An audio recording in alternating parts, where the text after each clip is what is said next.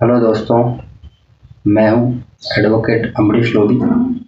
दोस्तों, 17 नवंबर 2023 को मध्य प्रदेश उच्च न्यायालय के द्वारा सिविल जज परीक्षा के लिए विज्ञापन जारी किया गया है, जिसके पॉइंट नंबर 1 में पात्रता दी हुई है, जिसके अनुसार सिविल जज बनने के लिए या तो LLB में अगर जर्नल और OBC के कैंडिडेट हैं तो 70% बिना AT-KT के होनी चाहिए, और SC/ST के हैं तो 50% होनी चाहिए।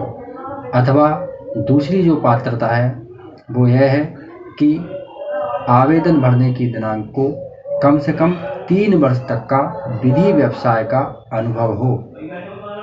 परंतु दोस्तों, एक यहाँ जो सबसे जटिल समस्या है वो शासकीय कर्मचारियों के लिए है, क्योंकि जो अभ्यर्थी LLB करने के बाद शासकीय सेवा में या किसी प्राइवेट सेवा में चले गए हैं, अब वह सेवा की शर्तों के अनुसार ना तो विधि व्यवसाय कर सकते हैं, और इसी प्रकार जो अधिवक्ता अधिनियम है उसके अनुसार भी जो विधि व्यवसाय करता है वो कोई अन्य सेवा या नियोजन में नहीं लग सकता। तो फिर ऐसे अभ्यर्थियों के लिए कोई ऐसी पात्रता की श्रेणी नहीं है जिसमें वो अपना आवेदन कर सकें। दोस्तों, इस प्रकार से जो सेवा या नियोजन में होने वाले व्यक्ति हैं उनके लिए सिविल जज परीक्षा का फॉर्म भरने के अप्रत्यक्ष रूप से सारे रास्ते बंद कर दिए गए हैं, जो कि उनके भारतीय संविधान के अधीन अनुच्छेद 16 के लोक नियोजन के अवसर की समानता का उल्लंघन है। वहीं भारतीय संविधान की प्रस्तावना की मूल भावना, जिसमें सभी को समान अवसर उपलब्ध कराने की बात कही गई है, उसका भी उल्लंघन है।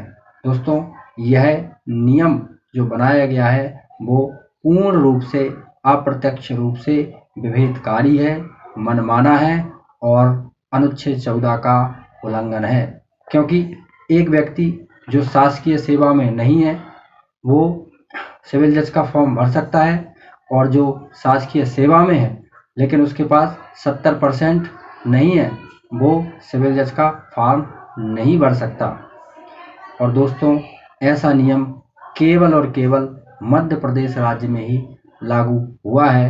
भारत के किसी भी कोने में ऐसा कोई नियम लागू नहीं है। इसलिए मेरा सबसे यही कहना है कि जो भी इस प्रकार के अभ्यर्थी हैं वो माननीय उच्च न्यायालय में या माननीय उच्चतम न्यायालय में अपने अधिकारों की रक्षा के लिए याचिका दायर करें, तो निश्चित रूप से यह नियम असंवैधानिक घोषित किए जाएंगे। बहुत बहुत धन्यवाद।